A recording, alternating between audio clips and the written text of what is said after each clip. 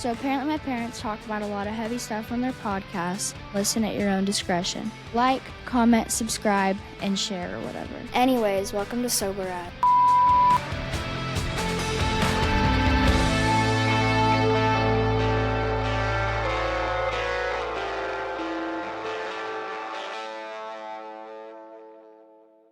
Hey everybody, welcome back. I'm Jess. This is Ryan.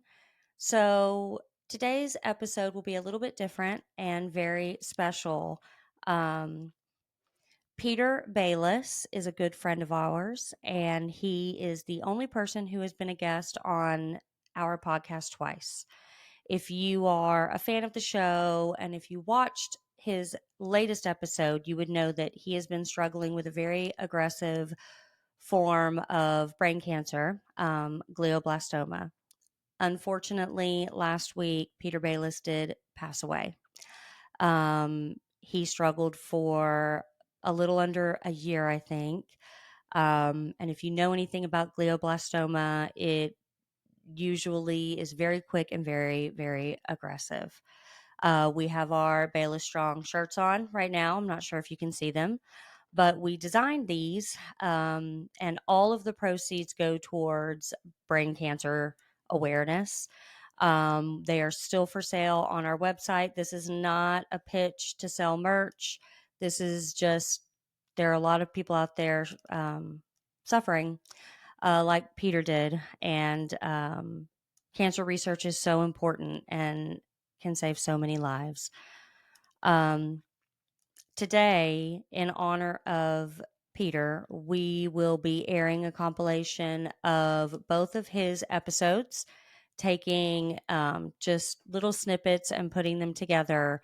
Because if you knew Peter, I'm going to have to edit it out, because if I do both episodes, it'll be like a 3-hour long podcast. And I say that not to laugh because he's no longer here, but because Peter was never short on words. If anything, we had to tell him, Peter, okay, come on.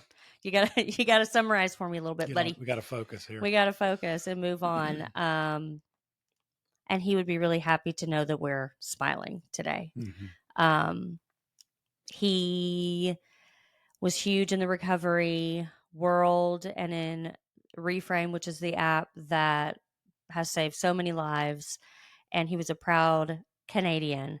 I don't think I'll ever be able to hear "Oh Canada" the same ever again, at least without crying a little bit. Ryan, he was extremely special to you.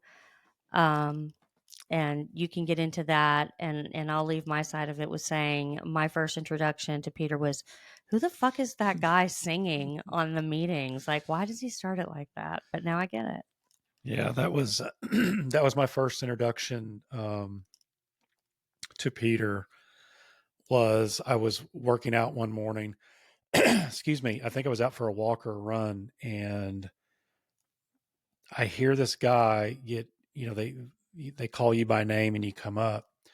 And I can't remember what the topic was, but Peter, as I got to know him, always found a way to, whatever the topic is in the meeting, turn it into a song. Mm-hmm. Not like turn into a song, but like a song that's popular and you know about it. And he would take a verse from that song and he would sing it. And I had an AirPod in and I hear this guy come on and sing. And I thought, what the fuck is this guy doing? This is not karaoke. This is recovery. Who the hell comes on here and sings? Right. And then he explains why he would, come on and sing the song. And it always tied together. And that's what, Peter was always so fast on his feet, quick-witted. He had a song for everything. No matter what it was in life, Peter had a song for it. He was so intelligent. He was just beyond his years. The guy was incredible. I loved the guy. We talk and text often. I just literally called me a couple weeks ago, and we were able to tell each other how much we loved each other, what we meant to each other. And he just, he makes me laugh. And that was it was his thing. But we also had a big connection when it came to hockey. Peter played hockey. He played in like some men's leagues and stuff like that. And then he sang for the Mooseheads national anthem every game. And if you check it out on YouTube, it's very touching. He always got the crowd involved. Peter knows where the camera is. He knows how to hype people up. I mean, he was my guy. Don't worry. Him singing "Oh Canada" will be in this episode. It's quite incredible. But one thing that a lot of people didn't see that was kind of behind the scenes was Peter was really big into the recovery space. He went and got his coaching license. He was actually going to coach for us. He wanted to help people out. If you reached out to Peter, didn't matter what it was, the guy wanted to help. I've even heard stories that I didn't even know about over this past week, which was just mind blowing. The things and the lengths he would go to help somebody out. And I think that's what helped Peter out. Especially towards the end, he still knew that he could help somebody out no matter what was going on. The guy was just such a pleasure to be around. A pleasure to listen to, him speak or throw his stoic knowledge out there. I really love the guy. I'm going to miss him. We had plans to do, a few more things really for his wife and his daughter. He was never healthy enough to do it, unfortunately, but he's well loved. He's a great family man. He's loved by so many. He's going to be missed by so many. The good news is there's always going to be parts of Peter that live on. My favorite thing now that I do, when I share, is I do the, peace, love, and unity. That was always the end of his share in closing for everything. And I kind of do that now, as notice to him, because it meant so much to him. And I think it meant a lot to everybody else. And I'm really going to miss the guy. I'm just glad I have something to go back to and listen to his knowledge, and just listening to his voice is great, because the guy meant a lot to me. We really helped each other out, especially after my first year in recovery. He reached out to me after my speaker share, which I was about 11 months in, and that's when the connection started. Yeah. And then, him coming on the podcast was life-changing for me, because I got to know a lot more about Peter than I ever wanted to know. And then coming on a second time was huge. Unfortunately, he was already diagnosed at that point. So he was just, kind of speaking to the masses. He unfortunately knew what was coming. I didn't think it would happen this fast, which really sucks. But I'm going to miss the guy. I know everybody else is. And I really love the guy. Yeah. So this episode is in honor of Peter. We love you. We miss you. And to his wife and his daughter, we love you. Our hearts are with you. I can't imagine. So we want to dedicate this episode to them so that they can keep it. Yeah. And one thing, one of the last things Peter told me was, he said, I love everything you do in the recovery space. He said, but the show must go on. And as much as he loved singing and the Mooseheads and recovery, he loved his wife and his daughter more. Yep. 100%. So this goes out to the two of you, and we hope everybody enjoys. Yep. Enjoy, everybody. Oh, Canada, our home and native land, true patriot, in all of us command, Canada se porte la paix, il se porte la croix, dans l'histoire et tu es prépare. Blue, blue,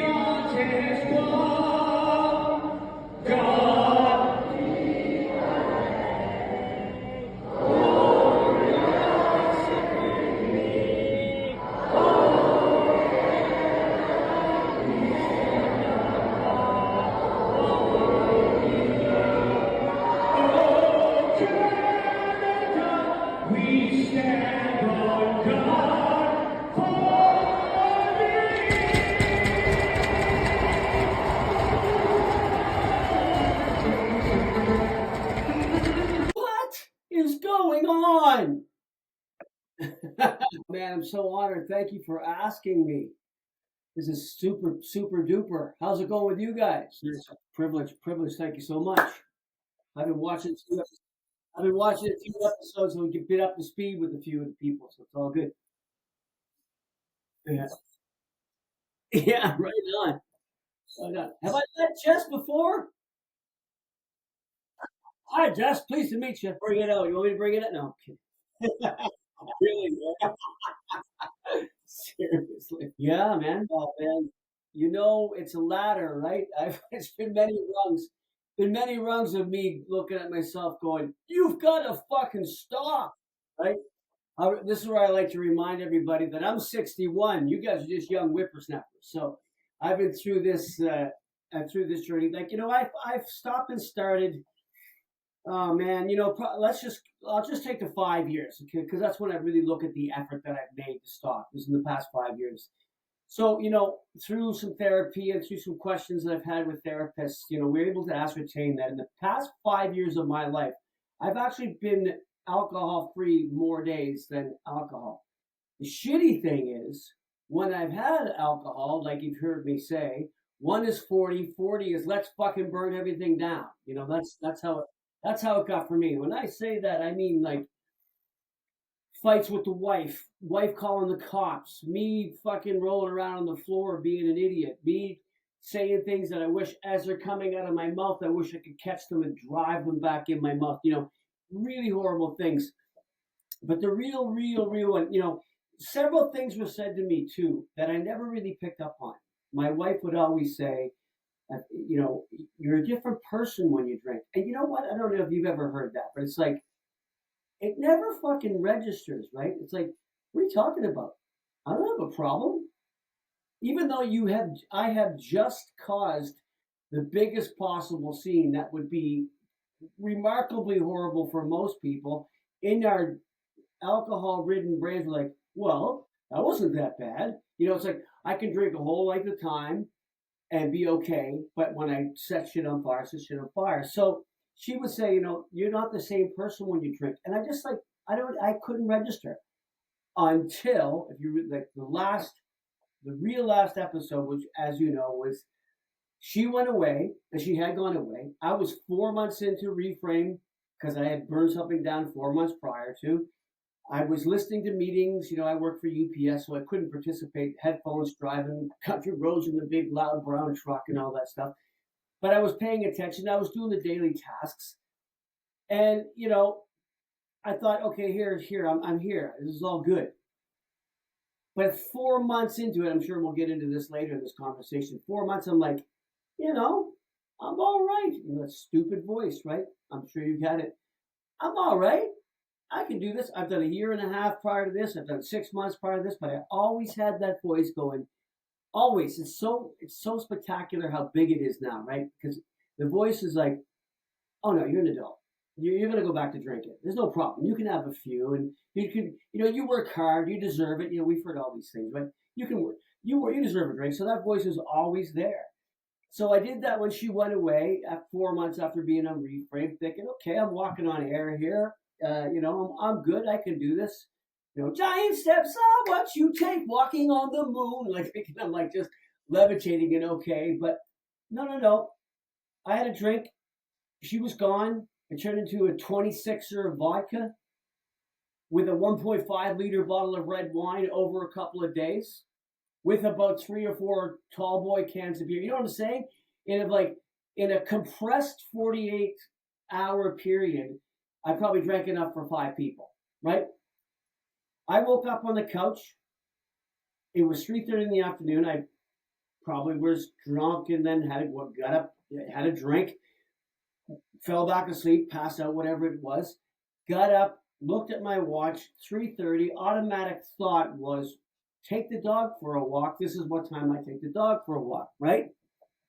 Not completely understanding that I'm still completely fucking intoxicated. Get in the car. It's a day after a snowstorm. I get the dog in the car. I don't know how the hell. I don't even, honestly, this is so embarrassing. Don't even remember. Don't even remember that activity.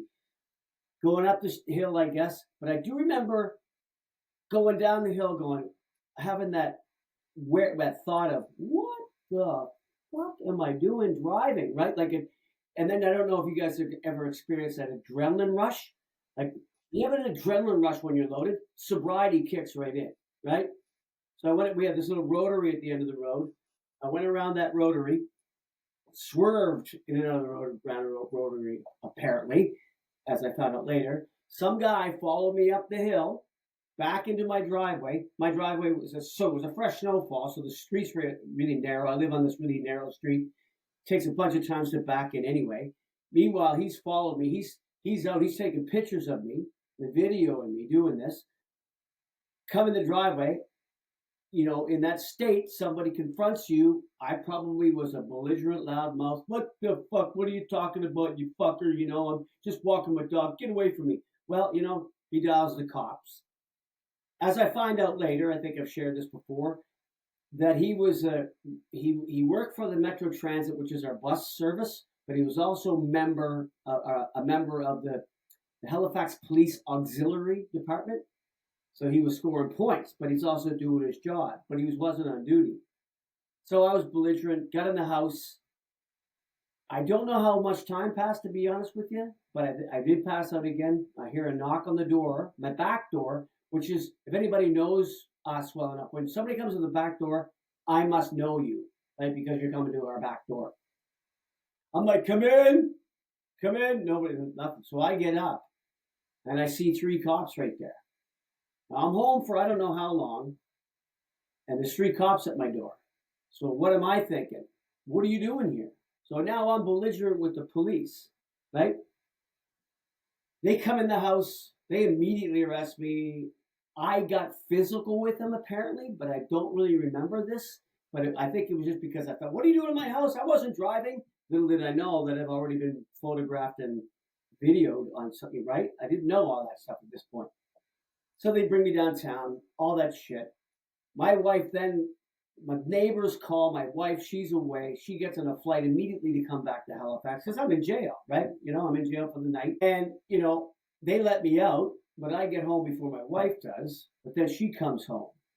And you can, because I've had so many episodes, I'll call them episodes, prior to that this was like, there was always the be all end all. This is no more. This is it. You're done. We're done. It's over.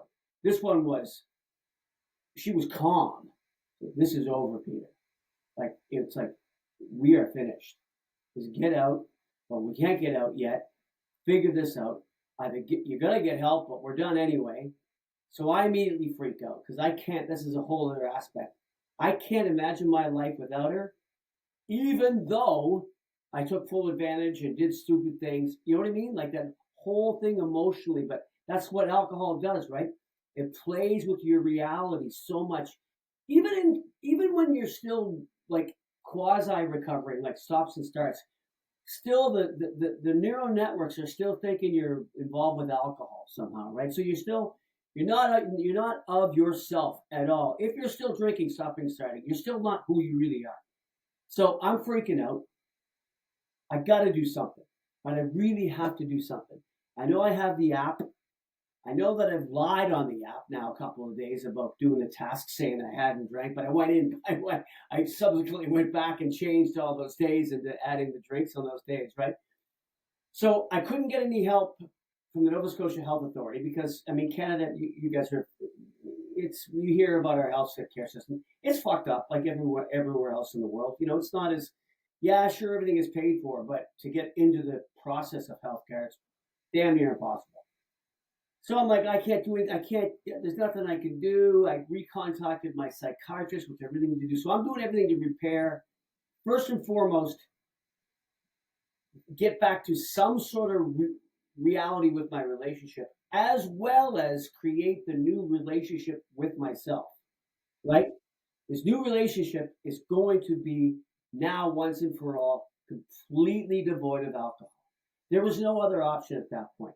Now, I know we talk a lot about rock bottoms, and rock bottoms are a moving target, but I've had several rock bottoms prior to this, right? So I knew instinctively that this was no longer healthy. I'm going to die, right, if I continue this way. There's no question. I've already been to the hospital once with a heart episode after drinking. That was one of my episodes. You know, I didn't want to die like that. That was a night where my heart rate was 174 to 194 for 7 hours. 7 fucking hours. Ryan, you're an athlete. When I got, they did all the work, all the pictures and stuff. I'll get back to the rest of the story in a second. They do all the pictures of my heart and all that kind of stuff, and they lie me down. And after 7 hours, it finally comes down. It's a sporadic beat, but it's down to like 71 beats per minute. And my resting heart rate, I don't know about you, still, because I'm still athletic, wake up in the morning, it's 46 beats per minute every single day. A really good resting heart rate. So they said to me, the only thing to save your life, 2 things saved your life. That was that night. You coming here and the fact that you have an athletic heart. So I've already had a really horrible episode. Now back to the other one. So when I was trying to get the help after the fuck up with the police, now I've got the guilt and the shame. I've got another pile on. I've made my wife come home from visiting my daughter in Toronto, who was going through her own stress. So now I'm living with, so now I know mentally there's something definitely wrong. And you know, you've heard me in shares talk about the mental health issue. It's become such a big thing in our reframe community. It's really good that it is that. But it's like, okay, this is not the alcohol. The alcohol is the paint, as I say, right? You got to figure out why your house needs to be painted, or if it needs to be painted, right? You got to go, okay, something else is bigger here. Anyway, so the Reframe app came. I got more involved in meetings. And you heard my speaker share. Fucking Cody reached out to me. That changed my life. I was already on this path of I got to stop. There's no more of this voice that says, oh, you'll get back to it. You know, maybe I've had 2 or 3 of those experiences in the now 8 straight months. Just yesterday, weird enough, I think I shared, I'm 366 alcohol-free days in the 371 that I've been on Reframe. So I've had a year of days in the past 371 days. So I just knew through the trouble with the law, because I'm looking at myself in the mirror going, what the fuck are you doing? You're 61 years old. You have found yourself in this god-awful 18-year-old, 20-year-old position. You are an embarrassment to yourself, your wife, the community I live in, right? The people I work with know, because I don't know about you guys, I'm a drunk texter phone call guy. So on one of those days, I was like calling guys that I knew at work and saying stupid shit, you know, just horrible. But I knew, to answer the question more succinctly, it's like, this is the time, this is the one, this is what it means. Got on the meetings, you know, in AA, they say do 90 meetings in 90 days. I did 342 meetings in 90 days on Reframe. So thank the Lord that application was available, because thank the Lord, I'm a bit of a spiritual guy too. It's like that, if that wasn't there, you guys, I don't know. I really don't know. It's terrifying to think. I don't know if I get into an outpatient thing or an inpatient thing. You know, they told me that the outpatient thing was a 3-month wait. The inpatient was, we'll figure when we can get you in. Not that I even wanted to do that, but I had to entertain that in order to save my relationship, which in turn saves my life, right? All these things are tied together emotionally, intellectually.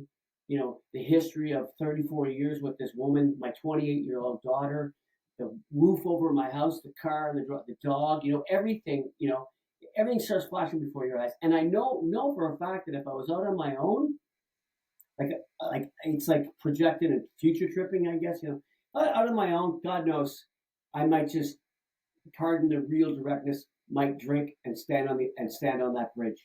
You know what I mean?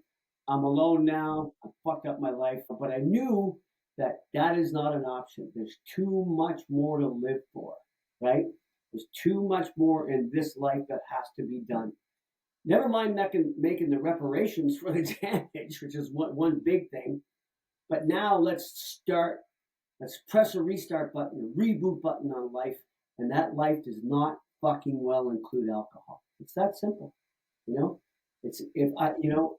I've heard these people talk about, you know, I don't want to get off on a tangent here, but the slips and all that stuff that people talk about, like, I almost have to pull away from that at times, because it's like, man, I can't, you know what? I just can't, because it hits a place in me that gets too visceral, right? It's like, fuck, man, you don't know what you're about. Like, if you're day 30 and you have had an alcohol relationship with alcohol for 26 years, man, you don't know what you have to go through yet, right? You still have a fucking ride to take. And I'm still on that ride. I'm still on the ride. Like, I was out at playing a gig last Saturday night, like I was sharing on the meeting, it's right in front of me. I was the guy that would go to the gig. Let's get drinking. Let's go. Let's do that. But now I'm looking around going, well, I can't judge anybody because that means I'm in a glass house now. But I can judge who I used to be in those circumstances. And sure, let's be honest, it's a relationship with alcohol. So there was some good times. Little did I know that I was establishing the roots of an alcohol use disorder, which is mine is binge drinking, and I set shit on fire. How's that for a short answer? Yeah, well, I can keep going, but yeah. Fuck Christ, am I right? You're right. It's just it drives you nuts, sometimes, man. Yeah, you're absolutely right. So it occurs to me, there's a whole bunch in the beginning when you got to stop. You got to stop.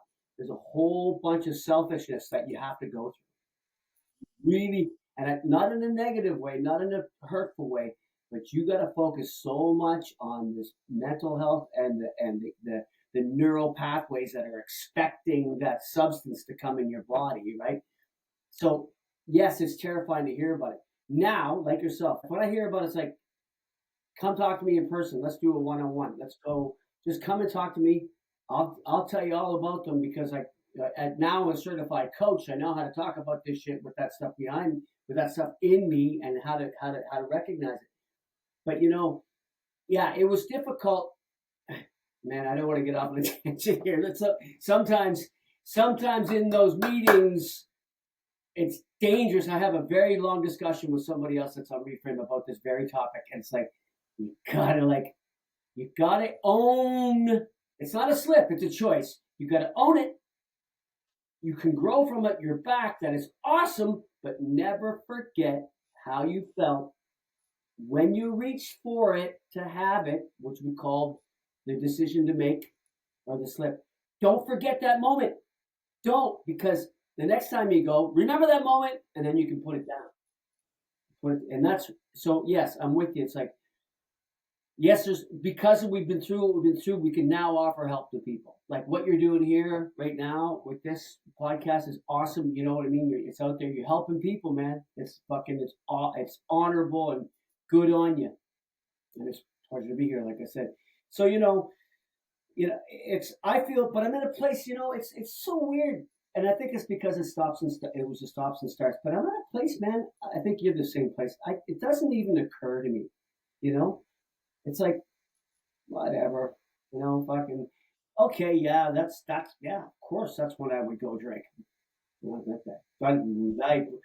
Unbelievable that I used to do that, but it's like, oh fuck, wow, you used to do that, but now you don't even. Now it doesn't even like.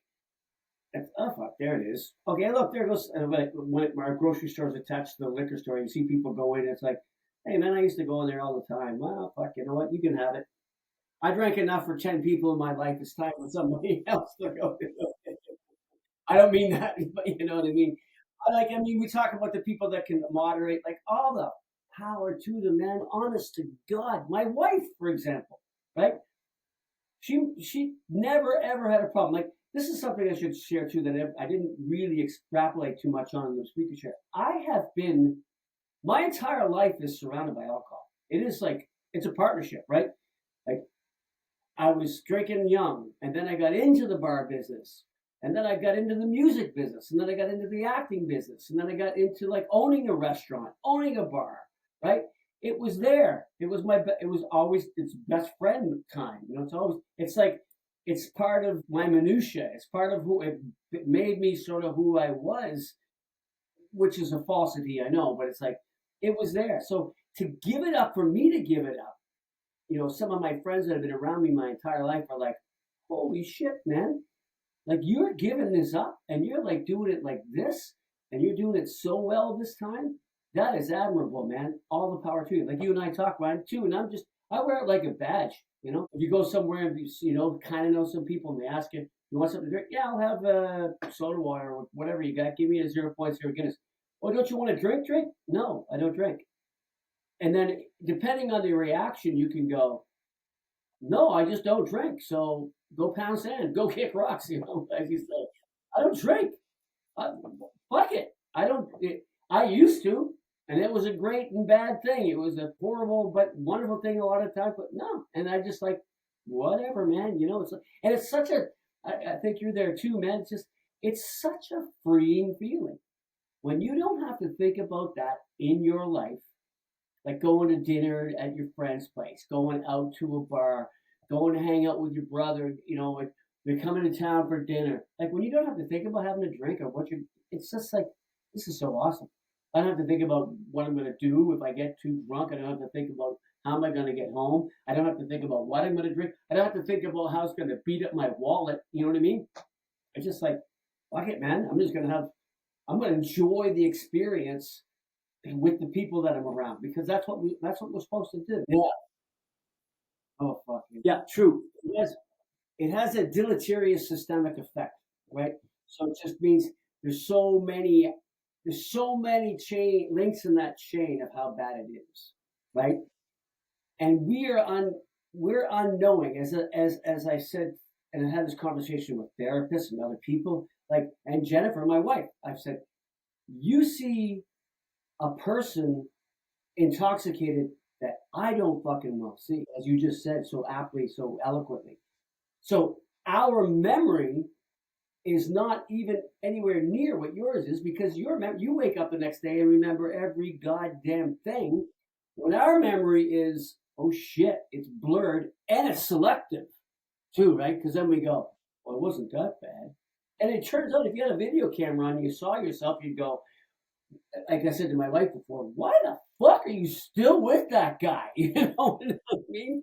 But she did say, when she sees me in all of this, in sobriety over the time, she goes, well, there's the Peter.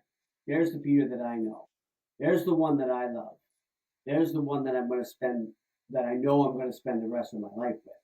And, she was also very reluctant of my stops when I stopped and started. She was very reluctant this time when I can't blame her. Yeah, no, yeah, right. I can't blame her. And I'm telling you, maybe you have the same, Jess, you have the same thing.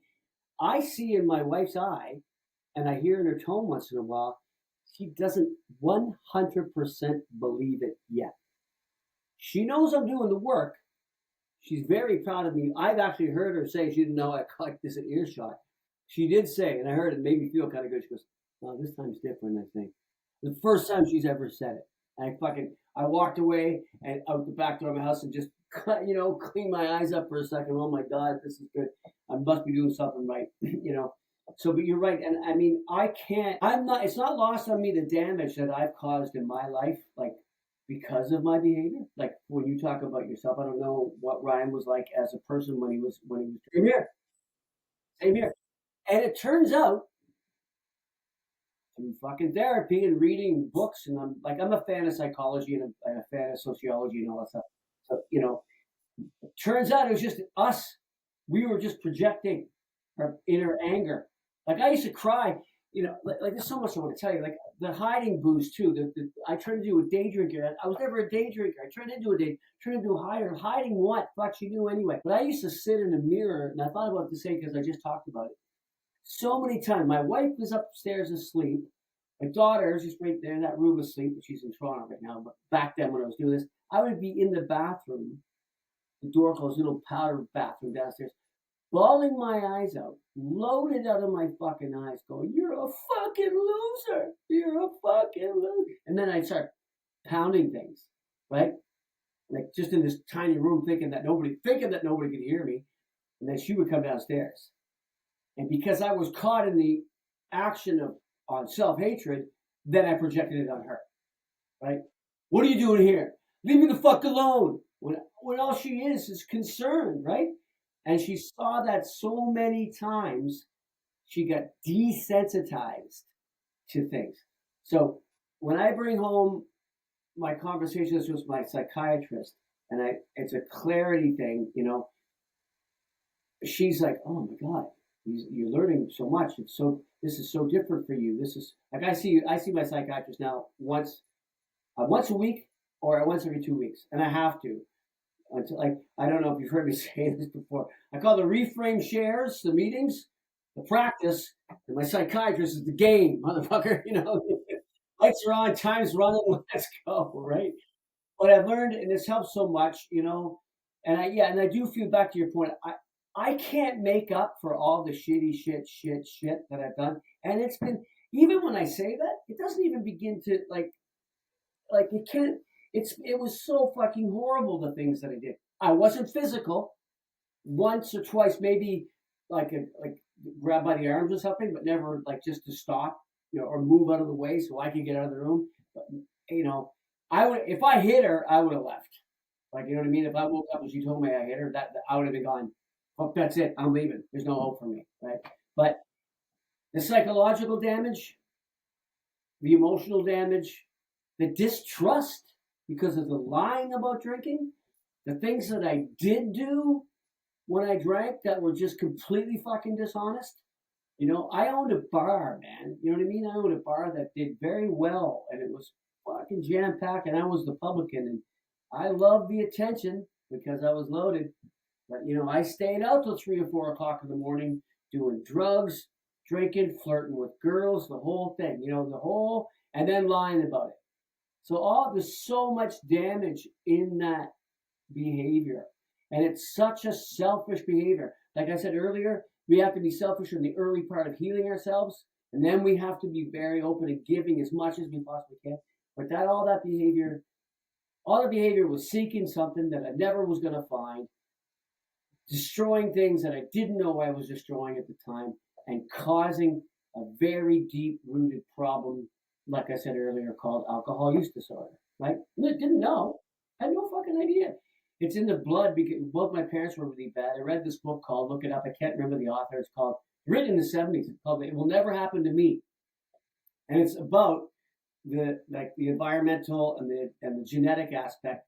And of course, it will happen to you, right? If you have both, my great grandparents were fucking, they ran booze during the Prohibition to the States down the Ottawa River, so they were very wealthy. So their life was all about partying. So my mother's life was about partying. She brought partying.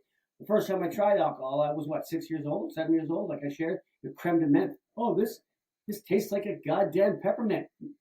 And I feel funny, look, seed planted, boom. Now all you got to do is just add more and more over time. Anyway, I could go on. I'm sure we can go on. You've heard us all go on about it, but I'm just happier. I'm not going to let go of the things that I caused because it helps me in the moment to learn and grow from it. You know what I mean? I'm not going to carry the guilt and shame as much but I'm not going to forget what I did with alcohol and what it caused on other people. I can't. If you forget that stuff, you're doing yourself a disservice. You have to remind yourself, fuck, if I drink again, that shit's going to happen. And that's just not going to happen anymore. So, it's a rough, tough journey, as we all know. It is fucking hard work and such a drag. You said something, Ryan, earlier, if we had known, only if we knew then. What's that Rod Stewart song, if I knew now what I knew then when I was younger, but you don't. You just go through it and go through it until you realize, I realized it was a problem in my mid-40s, right? I remember sitting at my desk in my office in the bar that I owned, going upstairs, and this is cocaine days and stuff, and sitting there at the desk by myself and saying out loud, everybody was gone, and the place was closed, saying out loud, what the fuck am I doing? What am I doing? This is so ridiculous. Just stop, and then, nope. And then the fast forward into a year, time off. Then when I was drinking a bit, I was casually drinking with my wife, and then it turned into binge, right? But going to the liquor store, sitting in the liquor store parking lot before going in to buy the little fucking pint of vodka or the half pint of vodka and the can of beer or something, and grabbing my steering wheel, crying, going, "Don't go in, for fuck's sakes! Just don't do it." And then you do it. Then you go. The power of that substance And what it does, as we now know with the neuroscience of it all, the power is like, it's unbelievable, right? You got to dig so fucking deep to create new neural pathways. And it is an ongoing process. So for anybody watching this, that's early on when it goes to air, it is a long process. You got to keep the faith, though. If your faith in being alcohol free is being alcohol free, prepare for the fucking bumpy ride, because it ain't fucking easy, man. And I'm okay with it. I'm okay. You know, you've been slammed in the corner by a 250-pound guy on skates. You know, that's fucking painful. I've been blindsided 15 times by middle linebackers and cracked my head off the ground. That's fucking painful. Not knowing. I called a huddle once, Ryan. I went to the defensive huddle and called the huddle because I didn't know where I was. Anyway, so, but that shit's hard. But this is really fucking hard. You know, it is easy once you get into the rhythm of it, as we all know. It is easy to avoid, but like I was sharing that first 90 days, and it's funny how they pick 90 days. It's like they know it all, right? The first 90 fucking days, like I look back on them now and go, how did I even get through those 90 days? I was an anxious, uptight, freaked out, give me something to calm me down mental case, right? I just had to avoid everybody, I'd have to sit there with my wife and she would decompress and I had to take it, man. I had to take all of it. Because back then, she still wasn't believing me, right? Even though I was telling her I was on meetings every single day, she still was like, well, you know, you got to get some other help. I said, well, I don't know what else to do, Jennifer. I'm seeing my psychiatrist. These meetings are incredible. Listen to the meeting. This is another thing. I don't know what you're like. Do you go to the meetings, Jess? Did you go to them and listen to them early on? Yeah.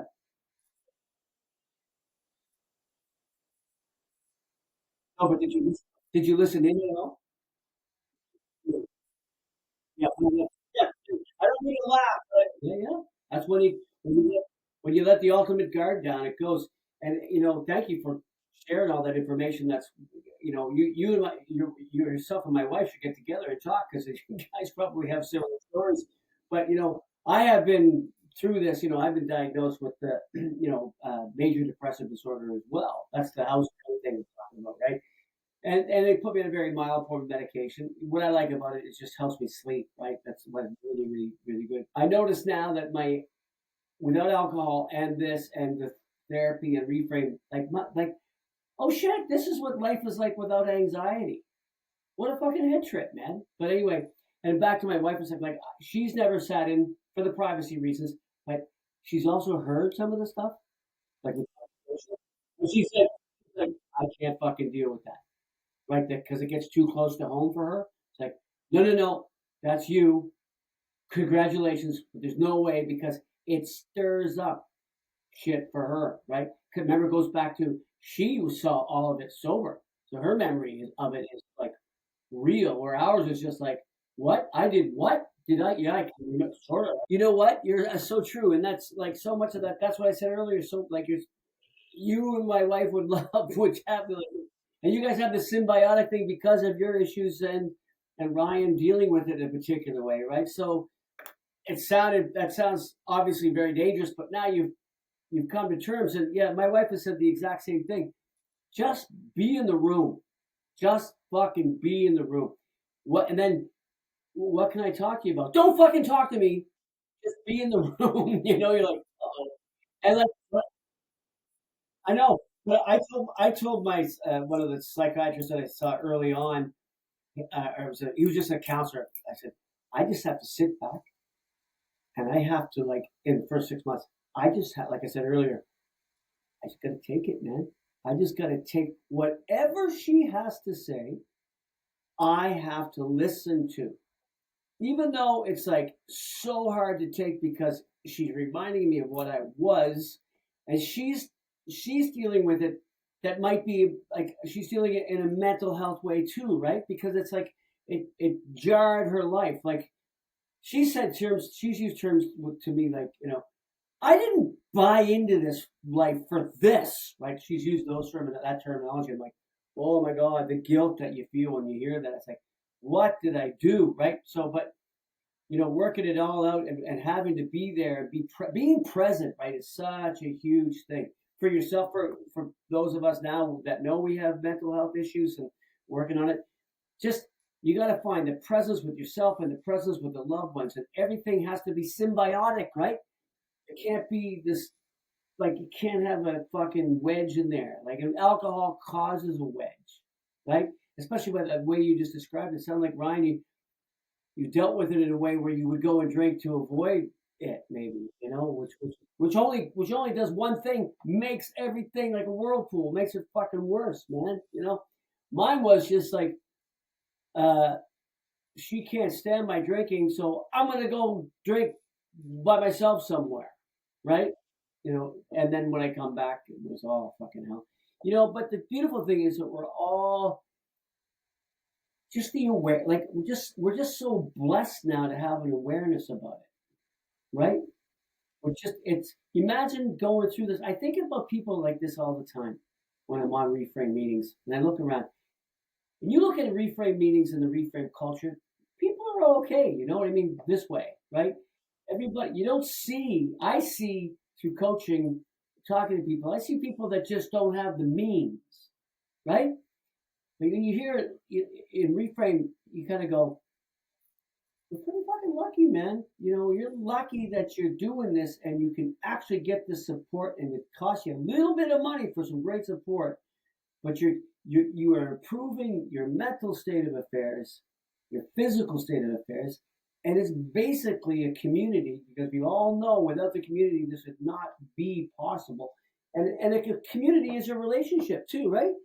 You know, my wife, like, something that you said, I just wanted to touch on too. The 6 months, for the first 6 months, same way. I mean, like, there was no way she was believing it this time, right? There's just no fucking way. Yeah, she was super angry. I mean, she's just texting me. She's like, she forgot about this. I'm like, I just had to go. You can come pick me up now. She's at work. She's a food and beverage director at a hotel. I'm like, I just typed really quick, interview. She says, oh, taking a cab. But then, if I'm not responding to her, she probably still thinks, what's he doing? Because I caused it. What's he doing? Uh-oh. Like, that still exists. Time takes time, as Kevin says, and time takes time to heal, man. And we all need the healing. You need the healing. You need the healing. I need the healing. My wife needs, my kid. And it's a shame that I put my family in that position of having to use a term heal. But man, the positive thing is to remain optimistic. I've always been an optimist, even though I've done shitty things. I've always seen the glasses half full, right? You wake up in the morning, yes, this day can be better. I might, when drinking days, I might go fuck it up, but at least I started the day with, yeah, this day can be better. And now they are better. They're just better. Every day is just better. Right? I mean, you still have shitty days because life's, like, the Marco Polo shit blows up too. I don't know about you guys, but man, like, the support network within Marco Polo, like, we have one group that is like, now we're just fucking super protective of it. Sorry, man. And we talk about some heavy shit, like a bunch of guys talking. And I got guys, because I'm using sort of, I kind of question guys and bring up topics. They don't know that I'm bringing up topics indirectly, but I get them talking about heavily, like, really emotional shit, right? Like, you know what? A lot of this stuff is, for me, was like, if you didn't feel, I was a people pleaser, abandoned when I was a kid because of my drunk parents and all that stuff. I split up, all that. So I became a people pleaser. I was neglected, so I needed to be the noisiest guy, be the funniest guy in the room. But I also had an emotional reaction, a visceral emotional reaction. If I was being ignored by people, that would really crush me. Like, I told, like, my wife early on, you want to get to me, like, really fuck me up, ignore me. I can't, like, to this day, it still fucks me up. But so I'll get guys in this group talking about that shit, right? Where back when you were younger, I remember talking about that stuff when I was 17, 18 to guys going, what are you, some sort of fucking poofter talking about this emotional shit? No. I wish we had talked about it more. But, that's what this community is. That's what this is. You're sober as fuck. This is it's like, now all these pieces are in place to make life fucking better. And in the case of this, sober as fuck, without alcohol, it's shocking at times. Like, going out to do the gigs that I've been doing. Like, I went to St. Pierre Miquelon. drunk fucks everywhere, still on stage having a blast, entertaining the shit out of people, enjoying it more because I'm there in the moment. I don't have to worry about slurring words when I'm singing, like steer it up, little darling, like being off key and all that shit. Now it's just like, hey, shit, man, I'm making this real connection with an audience, and I was always making connection, but now I'm super hyper aware of the connection, right? And it has more of a realistic, which everything else is a lot more real and a lot more rooted in a foundation of reality. Everything else was fucked up, and it was creating bad reality as we did. And mental health can help you that fuck you up and make you create bad reality. But to go back to it, man, I'm just so grateful. I'm just grateful. Like, honest to God, I don't know what else to say. Like, even if I feel shitty, I'll just go, you know what, man, I'm still here. I still got this house. I still got my wife. I still got my dog. I still got my daughter. I still got friends. I'm meeting tons of friends like you guys.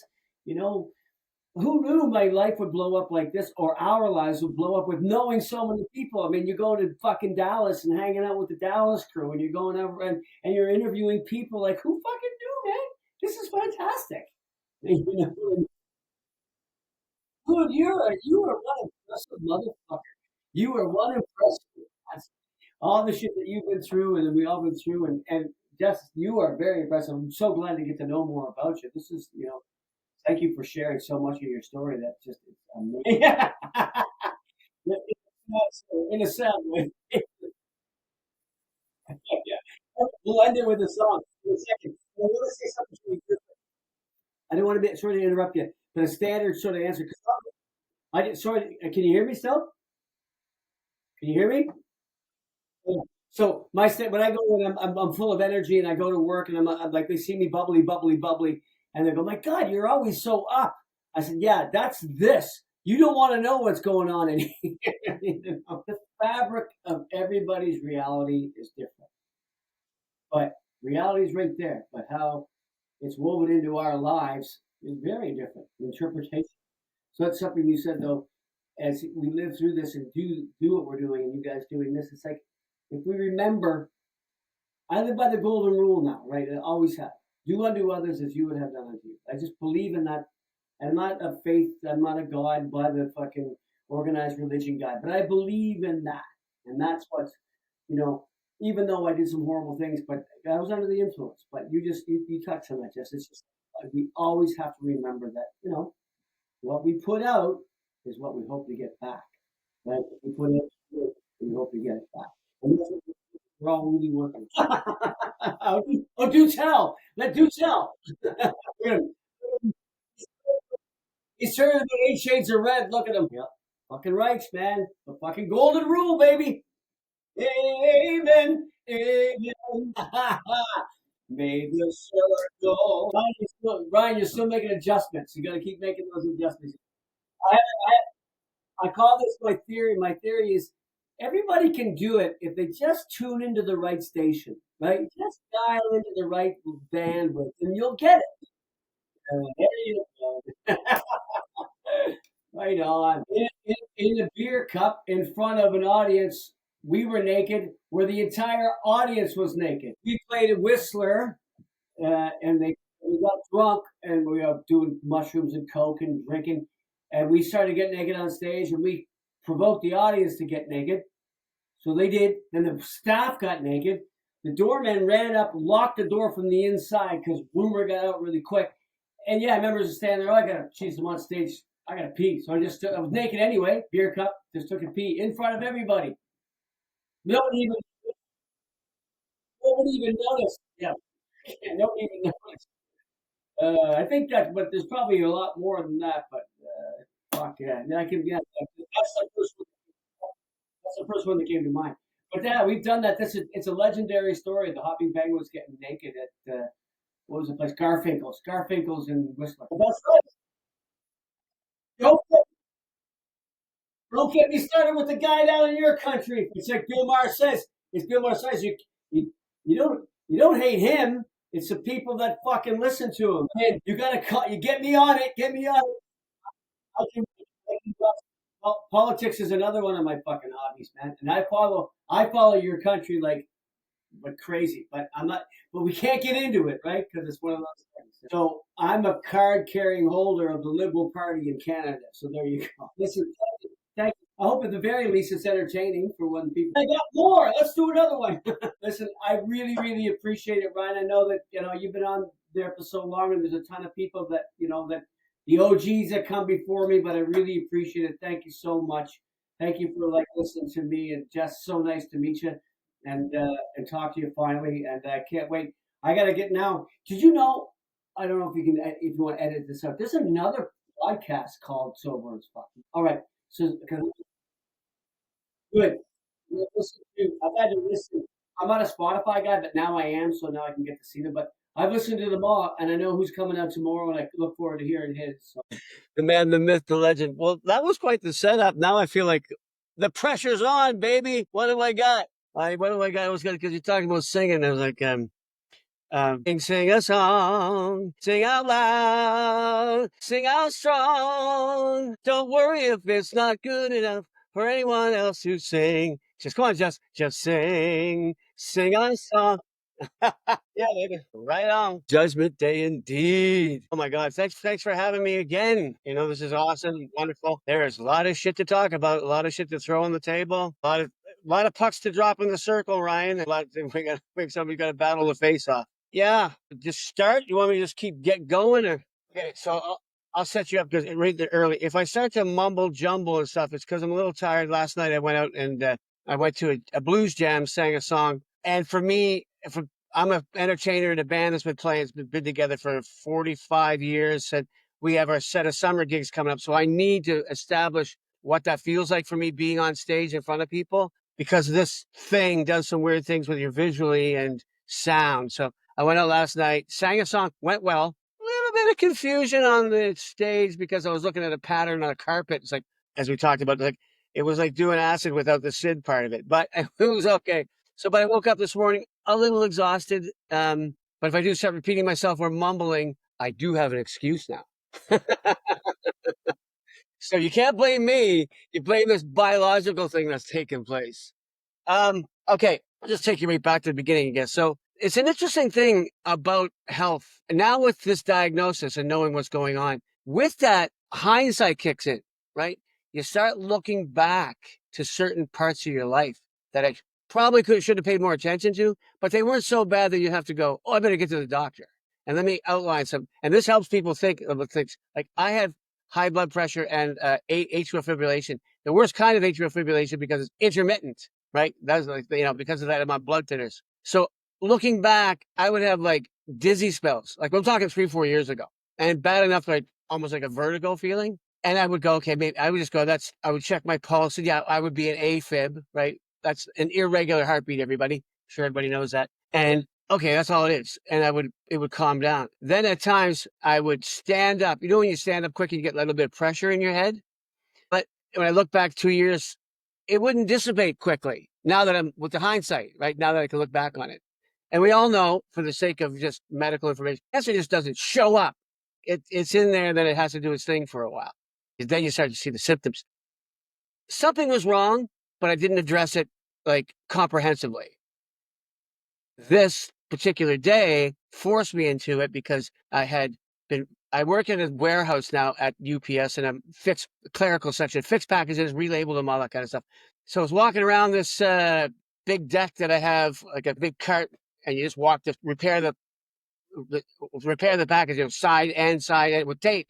And I got the merry-go-round effect. You know how you can do that? You get dizzy, you just stop, it goes away. Well, I stopped and it wouldn't go away. So I'm like, this is a day will go down infamy for me, May 21st. And it's like, what's going on here? This won't stop. And then something came in called kaleidoscope vision. This is important for people to hear, because I've heard this by telling people this. This happens to people for whatever reason, multitude of reasons. Could be tired, exhausted. You could be staring at something for too long. Like, you ever notice when you look at your phone, you're doing some doom scrolling and you open your eyes and you can see like echo effects and shadow effects? That's one thing. But when I saw this kaleidoscope vision, it was like, and it's hard to talk about because it makes me really angst-ridden, but I saw kaleidoscope vision. It was like kite tails, the tails of colorful little kite tails, hanging in this side of my eye. And every time I moved to see if it would get out of the way, it wouldn't get out of the way. So it was a hallucination. One of the telltale effects, symptoms of a glioblastoma are hallucinations. Like it'll mess with your peripheral vision. Like you might lose it. Or I have this thing on my left side all the time. Not all the time, thank God it's dissipating now. Where if a dog or somebody walks by me on this side, it's like I'll look away, and it's like they walk by me again. It's like they walk by me again. It's like it'll get caught in this loop echo effect, which is a symptom. That wasn't happening, and I didn't recognize it until the day that this kite tail showed up. So that was concerning because it was like, you rub your eyes to think it's going to go away. It's not going away. So, okay, this is wrong. Then a slight headache behind my sinus, which turns out was an ice pick migraine.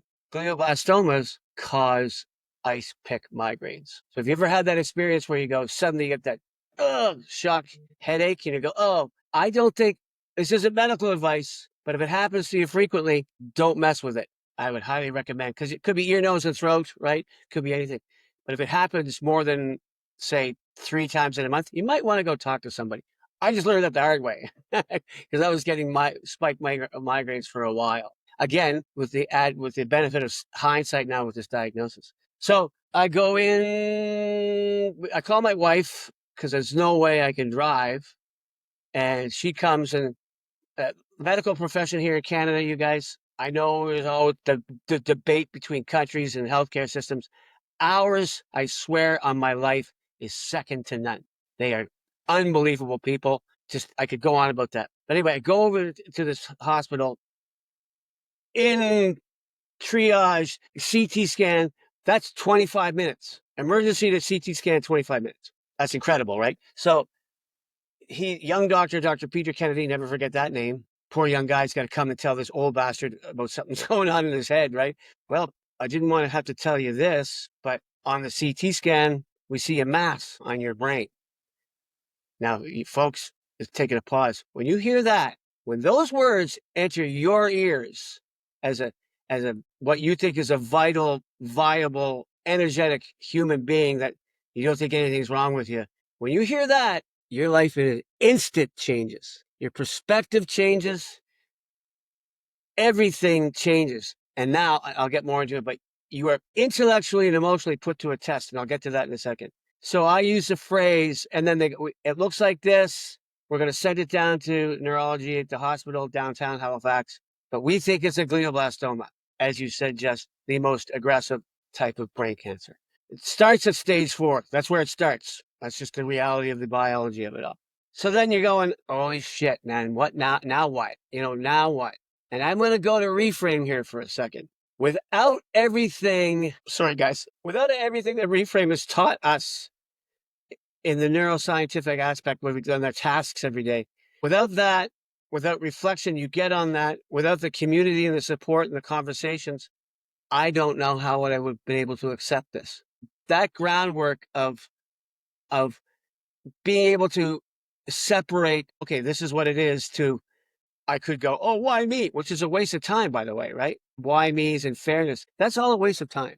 So you learn how to adapt and accept. And plus, I think, I think you do, Ryan, the Daily Stoic, Marcus Aurelius and all those guys.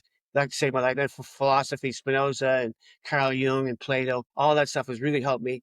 That's why you say I talk too much, because I read all this shit, so I get to talk about all of it all the time. And I'm telling you, it helps. Because what I learned from that and what I learned from Reframe is, and that I express all the time, I do. This is, and Buddhism and native culture and all that. All we fucking well have every single day is the moment we're in. That's all we have. And for those of us who started drinking too much and the substance got out of control, we took that for granted. We forgot that all we have is right now. I believe that, right? We became dismissive about reality and life. So a big phrase in my life through all this now is life is a gift. It's not a guarantee. And the more we accept that, the sooner we accept that, I just found clarity sneaks in. Self-awareness creeps in. Appreciation creeps in. The sky becomes bluer. The flowers are more colorful, right? Because you can go, here we are. I got to make the best of this fucking moment because this is all we have. And I do it every day now. I mean, I knew it fundamentally, but in practice, we just take it for granted. We forget about that, especially in the recovery world early on, right? We're trying to find reasons for When actually there's a reason, but there's no reason to perpetuate the self-abuse and the self-harm. There's absolutely no reason. When you can put it in front of you and go, wait a sec, I can control how I react like this. And that's what the Stoics say. You can control your emotional reaction and your intellectual reaction. That's what we are actually in control of. I'm not in control of this thing getting into my brain, but I'm fighting it with treatment and all that. And that's a control aspect. But if you know what I mean, philosophically, we can control things just by our emotional, intellectual reaction. And those can pay dividends when acceptance, like I said, I accept this, I'm at peace with it. And the shorter period it got me to being at peace with it, the more relaxed I am with it. And the chemical aspect of that is the more relaxed I am with it, I'm not producing bad cortisols and chemicals in my brain that cancer will just thrive on. So instead I go, okay, I'm at peace with this. This is what it is. I'm going to fight through it. The Buffalo principle, got to get through the storm. I'm grabbing, like I said to you guys, I'm on my horse with my lance, and every time little things try to bite the ankles of the horse, I'm stabbing it.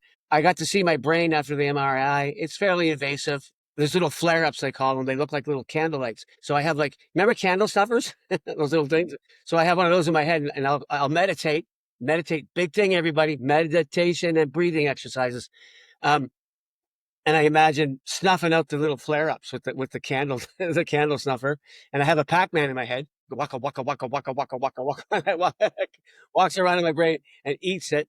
And then on the guest side, I'm like, okay, this is my dinner party, motherfucker. You were invited, so you can get out. You came to the wrong house, bitch. Get out.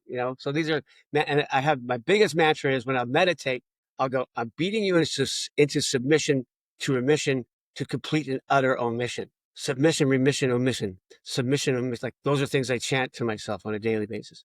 I've had the advent now because of internet and books and connections. I found a book called Radical Remission. It was written by a doctor. She was a professor of oncology at University of San Francisco. Now check this out. This is the medical field and, nutrition, life, mind, body, spirit stuff. She interviewed over 1,000 people who were all diagnosed with terminal cancer over time. 1,000 people.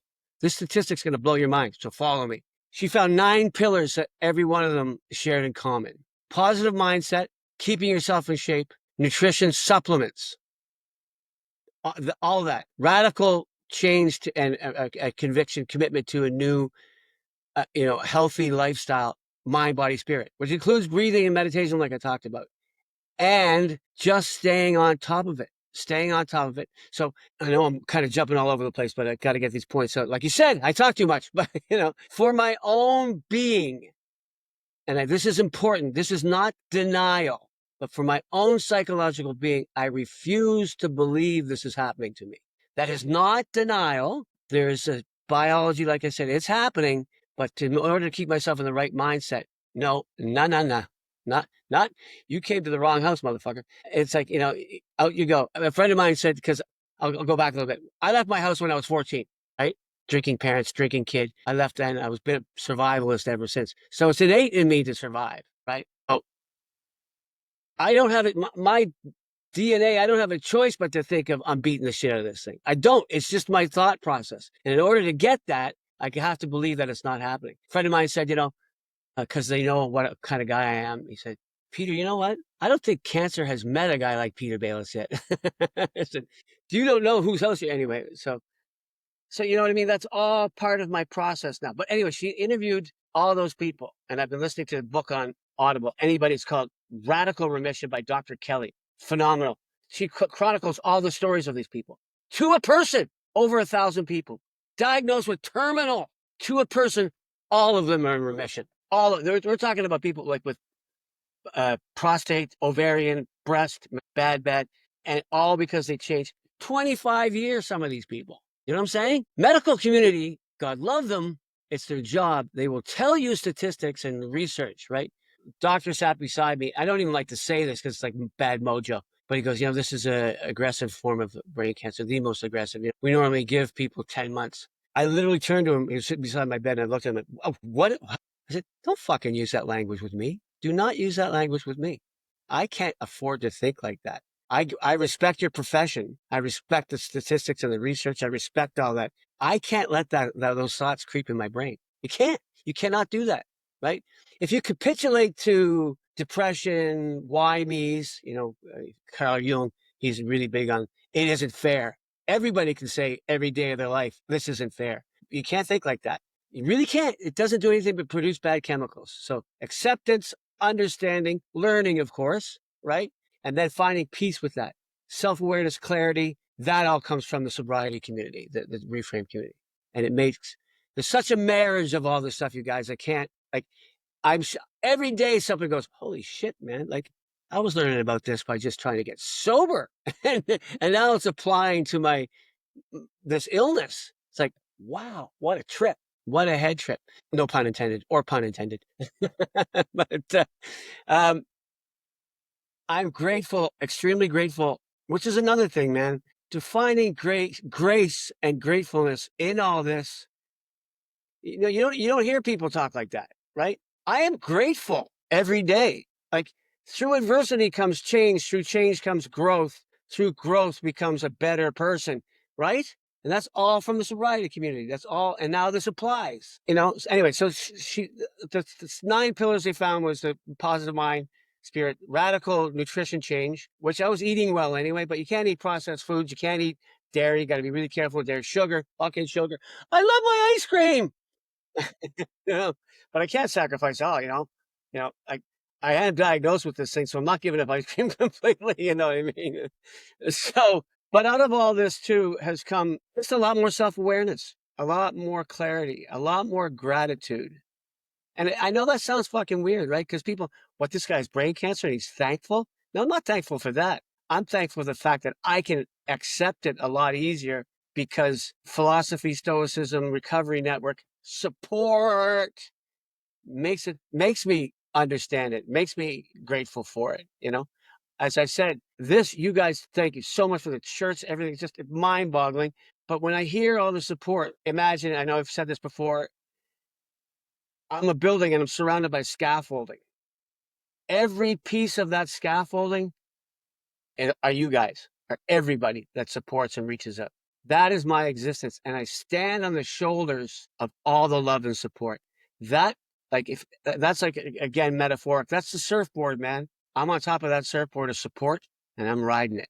And it fucking helps. It helps so much. It helps relieve any kind of stress that might come in, right? Because I'm human. I have my dark moments of thought with this kind of stuff. But you got to be careful, but you got to be real at the same time. I'm not trying to be, I know everybody hates this toxic positivity. That's not what I'm saying.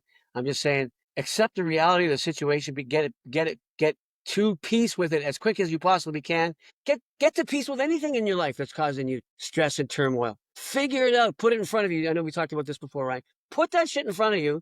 If you're sitting at your dining room table and something's bothering you, put it, like, imagine sitting right in front of you at the dining room table. Talk to it. Give it a name and say, do I really need to be this way over this? Like, have a discussion with it and yourself. 99% of the time, you're going to realize that you don't have to be. You have to be open spirit, open soul, open heart, open mind. That's it, man. That to me is a formula for finding peace and tranquility in your life. That's just my opinion. The shortest distance between you and peace is self-realization and acceptance. And like I said, the support from everybody makes it all that much easier. I can't express that enough. It is like the key ingredient to a lot of this, everywhere I turn. Like, I'm talking to people who've reached out. I'm a member of a foundation out of Sarasota, Florida.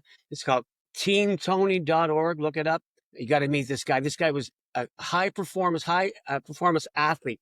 He was in Vietnam doing that jungle bike race. Man, like that. Just think about that. I'm in the jungle riding my bicycle. What? He had a grand mal seizure on the bike that took him to a hospital. And that day he was diagnosed with the exact same thing. He's had lots of surgeries because they could operate on his. They can't operate on mine because it's not a mass. It's actually all through my brain. It's in all 4 quadrants. And it's invasive and it's pervasive and it's non-discriminatory. It's a radical form because it gets on the white matter of your brain and it just finds the highways. And they can't radiate that because there's nothing to target, which I'm okay with. You know what I mean? But this guy has that 3 surgeries or 5 surgeries. He's craniotomy, so when you see him, he's missing part of his head. Fucking smart, like smart as a whip. When you join his organization, you become known as fighters. 28 years ago, this guy was diagnosed. He's still kicking around. He's got people on his team 22 years, 26 years. I joined. He's making, because it's 6 people that stand out. He goes, collectively, oh man, we got what, 80 years? And the way Peter, this is what he said to me the other day, with other people in the meeting, he goes, now we got Peter on our team. Man, we're going to get to fucking 90 years, 100 years very soon. Peter's going to bring that number up. But it's amazing what the power of the mind can do. And I really firmly believe in that. And I don't mean it in that esoteric way. I mean it in the real way. You need to believe. We all need to believe in ourselves. We all have to get to that point in recovery, in anything. You need to get to believing in yourself. The quicker we can believe in ourselves, again, peace, inner peace, man. I can't say enough about it. So she found these nine pillars, and to a person, like they're all in remission. Like that's unbelievable to me, because back to the medical community, they're not and I give them credit. They're not going to give you the most optimistic blow smoke up your ass shit, right? They're going to tell you what their statistics are, because that's what they have. And I'm telling you, man, when they're sitting there talking to him, like it happened the other day, I didn't say it out loud, but it was one of those things where, it's aggressive and it can get out of control very quickly. In the back of my mind, I'm like, please don't talk like that. Please don't fucking talk like that around me. Just don't do that right now. Because I'm like, this is not this, bitch. No.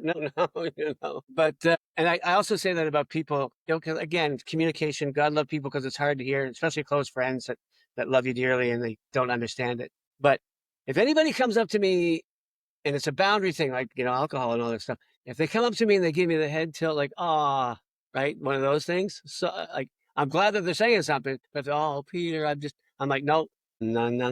That's not this for me. I love you. Let's hug. Ask me anything. Thank you so much. But this stuff, not going to play out. It's not going to play out for me. And I don't mean that to be mean. I respect it, because if you like I said earlier, if you get down, depressed, it isn't fair. If any of those start to creep in, you're doing yourself a disservice, right? That's what back to Marcus Aurelius and Seneca and all those guys say. Don't do that. Just maintain what you can control. And that, for me, in this is the most positive mindset I could possibly get. That's where it's at for me.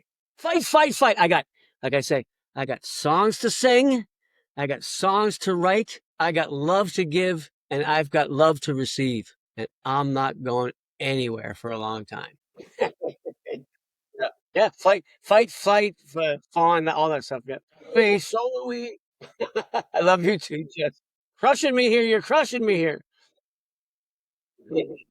It's all but for a fleeting moment of time. I think that's Shakespeare. But yeah, the only guarantee is, whether the fucking thing, death and taxes, whatever. But one thing we all have in common, we're here for if you believe in the higher power stuff or universe stuff, we're here for a predetermined amount of time, right? That's it, right?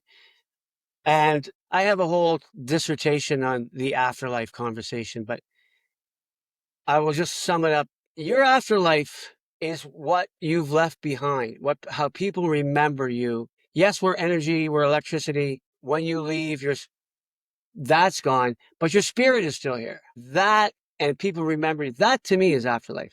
I've had several surgeries, and I don't know if you guys have had it. I don't mean to get into this kind of esoteric, ethereal stuff, but what do you call them when they give you the anesthesiologists, when they give you that stuff? You know what their training is, right? Their entire training. They bring you as close to death as you could possibly get, so they can work you. So if you've had a surgery, I remember my knee replacement, I looked, it was 10-6, and I felt like I blinked my eyes. It was 10-7. An hour had passed, and what? No recollection of that whatsoever. None. So I know people talk about, the afterlife and blah, blah, blah, blah, and all this journey stuff. No, I'm sorry to say, everybody, but lights are out, lights are out. That's it. You might be having a thing, but there's no way for you to communicate that in a cognitive sense to anybody. Do you know what I'm saying? But your energy, your legacy, that's the afterlife of what you are here. That's why it's important to say the name of somebody that a loved one that has passed away. Just say their name. Say as many of their names as possible. That maintains their spirit, maintains their energy, that's a really important thing to do. But so with that, people talk about fear of death. I know you mentioned it earlier. I've never ever feared death. Maybe when I was 12 or something, but I've put myself in so many. I'm an adrenaline junkie. I'm a motorcycle rider. Can drive motorcycles very, very, very fast and keep them under control. I'm a skier, off-trail skier. I've fallen off cliffs. I fell down a mountain. I've been in multiple car accidents that literally should have taken my life. I was on a railroad track and train came around a bend. A guy tackled me, saved my life. You know what I mean? Like, there's just so many things. But in any one of those moments, I wasn't like, oh, that's it. Like, to your point, we don't really have a choice. It's going to happen, right? It's going to happen. What happens? We're going to leave. We're going to leave this mortal coil someday. That's a given, right? And like I say, you've got to embrace it, accept the beauty of every day. Higher power, God, Jesus, whoever shines their light toward us every single freaking day. It's right there. All you got to look is the sky and the clouds and your dog and your friends. That's somebody saying something to you, especially when you're surrounded by beautiful people and they're, you know what I mean? It's like, okay, like I said earlier, don't take any of that shit for granted. Don't. So that's where I'm at today. It's like, live the beauty of every moment that you're given. And then everything gets just that much easier. And if you can get that much easier every single day, atomic habits, Ryan, you can get yourself a little better every day. That road you're talking about, the car, all those doors that you see that you can, oh, I'm going to check that door out for a second. Oh, there's nothing to worry about there. Oh, I'm going to open that door, right? You just little offshoots. You can learn something from all of it. Anyhow, I hope that makes sense, but you know what I mean? Yeah. Yeah. Learning every day, man. Yeah. Yeah. What he's going to drink. Okay. Yeah. Oh, okay. Awesome. Dude, man, I need to pay you credit, Ryan, like from your listening to you early and your speaker share. I derive because we pick up snippets from everybody, right? You and I know we talk about this stuff, but like when I say shit, I've come to realize now that when I'm saying shit, I mean shit, right? There was a time during drinking days when you say shit, you didn't know what you were saying. You just listen to yourself speak. You have fucking driven me to be a much better person. And that I'm paying you a lot of credit for because of what you've been through, your story, the way you told during your speaker share and the way it came out. I literally, after you were done, I'm like, I went and walked into my bathroom, looked in the mirror and I went, for the love of God, that guy, man, look where he is. Listen to the story he just told me. And I went, there is fucking hope, man. And you gave me that. You gave me just through that journey of your life going, okay, man, like if people can get through stuff like you've been through, there's a light at the end of a tunnel, right? And that opens up that tunnel for me going, you know what? Nothing can ever get that bad where I just want to go pack it all in, right? And when I say pack it all in, I mean grab the bottle again. That's another thing. I know for a fact, not just health-wise now, but spiritually, if I ever grab the bottle, just shoot me for fuck's sakes, because I'm going to be that much closer. And I can now cross over with the clarity of conscience going, I don't carry that baggage with me, right? I found me, my wife got her husband back, my daughter got her dad back through all of this. And because of that, the recovery and this what I got now, it's like, okay, man, fuck. Now I can put my boat in the water, set the sails, and just go with and navigate a bit through it, but go with mostly where it takes me. But I can, set a course in the horizon, and with confidence that I'm not going to drive myself batshit crazy and grab a bottle. I was sharing this on Nancy's this morning. I don't think anybody picked up on it, but through all this, there's a lot of preparation. Advice to people that are younger: get your ducks in order now, legally, because it'll pay. Because now we're trying to tie everything up with last will, testament, power of attorney, executors, all that shit. Costly too, the holy shit. But anyway, when you're talking about your mortality every day, like, and I got to talk to doctors, like doctors and nurses and we have this thing called a MAID in Canada called medical assisted in death, because if this thing does what it's supposed to do, it's going to get nasty, right? And like I said before, surviving is not living. I choose to live. So thank God, Canada, we have that option. But you're constantly talking about the end of your days, man. And it's so like, when I said, where's Salvador Dali with the melting clocks, and where's the Fellini with the fucking monkey and the organ grinder? Because it's all just surreal, but it's very real, right? And I recognized it yesterday. This is precisely the kind of conversation the repetitive kind of something that doesn't have a lot of hope. Death doesn't have a lot of hope in it, right? But something that you talk about to the point of it can psychologically affect you, that you want to hide from it. And what do we do when we hide from shit? What did we do? And it became chronic. And I'm like, fuck, this is exactly one of these moments. This would be it. And then I went, man, how much have I grown? How much have I grown? Because last thing in my mind, dude, is that, somebody, like, I had to sit around a bunch of people having beers in front of me. That's fine. I can be around it. But there are moments when you watch somebody grab their drink and they take a big slug of it where I just go, oh God, oh man. Like, like a visceral reaction to, like, I couldn't do that. I would regurgitate right here on this table. And it's like, that's where this is taking me. Compare that to where I was talking about what I'm talking about, the repetition. This would be one of those times when I would just run out and buy the 40 ounce of vodka and hide from all this conversation. It is the furthest thing from my mind, right? It's come up in our meetings, right? If you were faced with a meteor hitting Earth, you win a lottery, or diagnosed with a terminal illness, every one of those would make people drink again. Not this guy. This guy's worked fucking far too hard to get clarity, like I said earlier, clarity of mind, spirit, and body. Far too hard to throw it all away. And I can now comfortably cross to the other side without that baggage. That in itself is peace, man. That is peace. Well, yeah.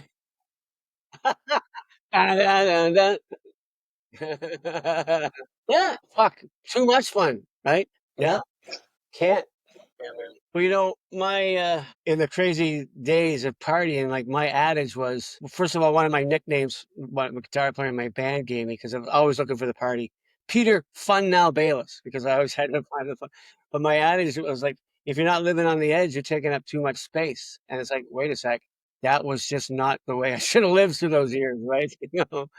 But God, there was something else I wanted to say in there, but I forget. But yeah, no, your story was everybody, man. Like, you're paying me credit, man. You're a huge presence on that platform, and you've made a difference in many people's lives, man, and mine. And I'm extremely grateful for what I've learned from you. So I just want to make sure I say that, not blowing smoke, not making you. It's the truth. It's coming from the heart and my authentic self. There are people that are guiding lights have become. It's just such an amazing platform. I can't wait to meet you guys in person. We got to make that happen. Like, these relationships that we've forged, and we haven't even seen each other in 3 dimensions yet. It's fucking incredible, Like, to be able to speak like this, it's with such so open and such candor and vulnerability. You don't do this with everybody every single day of your life. You know what I'm saying?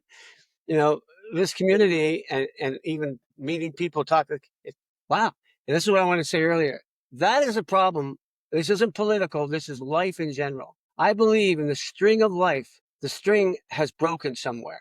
Empathy, compassion, and understanding and love, it's been snipped at. That's why there's so much division and so much turmoil and so many adversities in the world today, because I believe an element of love has slightly been gnawed away at, like a mouse gnawing at a freaking rope or something. It's getting thinner and thinner, that respect level of love, and it's going to snap someday. I hope it doesn't snap in our lifetime, because it could get really severely ugly. But we need to put people like you back in here and people like Jess back in here. We need to reestablish this chain, because words of, John Lennon, love, and Shakespeare and John Lennon and all kinds of other love is the healing ingredient to everything. When we can just find it within our just comfort levels, just to always express a bit of love, be loving with yourself, with everybody else. We need to put love back in the world, man. We really need to put love back in the world to a point that needs to be measurable. I believe that's my next goal. I want to see people talking, saying that, you know what, man, thank you. I love you for that. I love you. You know what? You knocked me down a little bit when you said that to me, but you know what? It made me realize something. I love you for that. Do you know what I'm saying? Like anything. Love heals the wounds. We're fucking drifting away from that. And it's really, really disheartening to me, right? Because you see, like, I'm a news junkie too, and I got to teach myself now, because it creates that adrenaline that it's not good, the cortisol. I just come in now. If it's on, I just shut it off. I can't. And if I go to my feed, because, you probably see my political posts, and if the stuff comes up, I'm like, no, off, log out. Just get away from it, because it's it's pervasive. It's insidious, right? The hatred is insidious, and the division starts. And let's put a little love in your heart. All right. Yeah. So one of the most important things that happened to me the other day on Reframe was the poem I wrote, right? Did you hear that poem?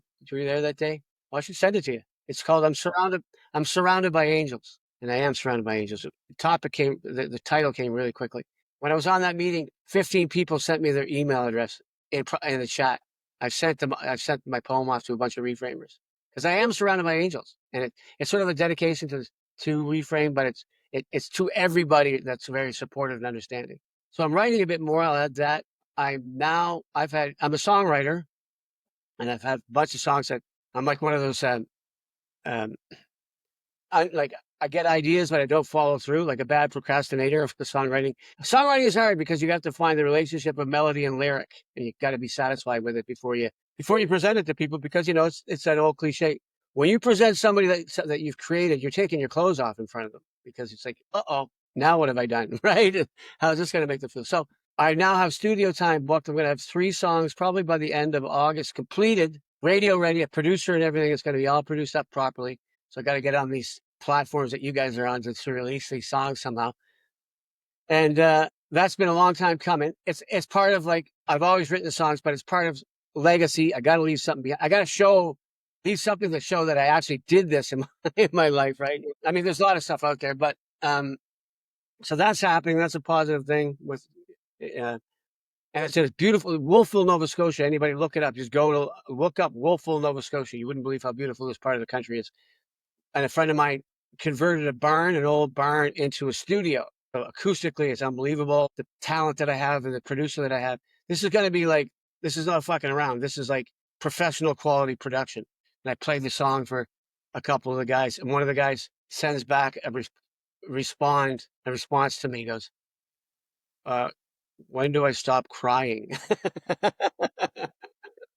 Can I stop crying now? Because it's about, the lyrics are it's like giving the substance a character, right? But it's actually more, and it reads and sounds like a love song. And it's basically called She Comes In Like an Angel. And it's about how this thing will come in and take over, but you have the power to turn it around. And then in the end, you become your own angel, right? And you cover yourself with your own. Anyhow, you'll hear it. It'll be done hopefully by the end of probably by September. And trying to get my musicians together is like trying to herd cats as well. So there's always that, But it's going to be like I finally get to get something down and put it out there. Anyway, so these people, I emailed them my poem. Then I get emails back, and this is the community, man. Like, I'm not boasting here. It's just like, it's unbelievable support. Peter, I printed out your poem. I framed it. It's on my bedside table, and I read it every morning. What? I'll send it to you. I'll email it to you guys. But what? Hey, look, I read it right. You got 2 seconds? Oh, fuck. Now, I'm kind of try to get out of this without crying. Thank you. Cancer Research Foundation. Awesome. Okay, right on. So, like I said, the title came easy because of the support that you get, right? And like I say, it holds me up every day, fills my cup. So it's called I'm Surrounded by Angels. And it says, but this is to everybody that supports me, but because it was mostly reframed. It's a tribute to all my refam. I'm surrounded by angels, winged, ready to take flight. At a moment's notice, flying high in the night, with hearts made of stardust and given to feel each step that we take on this path so very, very real. This path we have chosen is paved with self-truths once buried but not forgotten. We walk with compassion, with empathy and grace, lighting up shadows we each have to face. The words are like lanterns, their silence so strong. In chaos, they offer a powerful calm. We've battled our demons, we've broken through stone, yet never ever let our souls feel alone. With laughter like healing, with love that stands tall, their presence itself is a shelter for all. Reframe, a name, but yet so much more. It's a circle of strength, an unshakable core. In their arms I am held, understood, and made whole. They nourish my spirit, they water my soul. So I whisper my thoughts to the sky up above, for this circle of warriors who live out their love. No halos, no harps, yet I've come to believe I'm surrounded by angels each time that I breathe. It's truth. Comes easy when it's true. All right. Yeah, shut me up. Will you shut me up? Absolutely. You don't understand. It's mandatory. It's not even a question. It just happens. And you have it. And you have a beautiful voice, by the way. You come to Halifax when the season's on, and I just say, I've got a sub tonight. And she has to sing some of it in French. Just get, all you need is the phonetics. Like, yeah, yeah, yeah. Done and done, as far as I'm concerned. Love you. I'm gonna love you forever and ever, forever. Amen, baby. Yeah, yeah, yeah. Yeah, the red, the blue, and the white border, that's the Montreal Canadiens. And then the other one, the other one was, yeah, yeah. The other one's the Mooseheads motif. So listen, when my singing for the Mooseheads, the Quebec Major Junior Hockey League, you played in that league, or the equivalent to that league, the league before the show, right? And so being a Habs fan, I go to Habs Montreal, see a couple games every March, and I have for years. So I've been to the Bell Center many times, the old Montreal Forum, which is unbelievable barn, by the way. So my singing the anthem for the Mooseheads, I call it my perpetual audition to sing at the Bell Center for the Habs. I have sent them to their HR department, their team administration, at least 6 videos. I have sung the national anthem for the World Juniors, right? I have been on national TV 50 times, like international TV, because they broadcast it in the States and in Europe as well. In a tuxedo, singing the national anthem, never making a mistake, singing it the same way, professionally. Do you think these guys could just respond? Tell me, dude. Yeah, yeah. Like, I would probably implode if I'm standing on the ice at the Bell Center singing the anthem for the Canadiens. But it's a bucket list, so I'm throwing it out there in the universe in case it comes back. But and it's like, if they're worried about making a mistake, I don't make mistakes with that, man. You know what I'm saying? It just doesn't happen. Fuck yeah, man. Yeah. Oh my God, that's phenomenal. And you guys, again, to reiterate, what you guys are providing, what the service you're giving, and everybody that you get on here, and more people. I see more people keep tuning in. The more people are watching all the time. Your platform, it's just fantastic. Like I said, that's what it's all about. Giving it back, giving the love back, receiving it and giving it back. Okay, I'll see you on one of these coming up for sure. Love you guys so much, and God bless you both. Peace, love, and unity. Peace, love, and unity.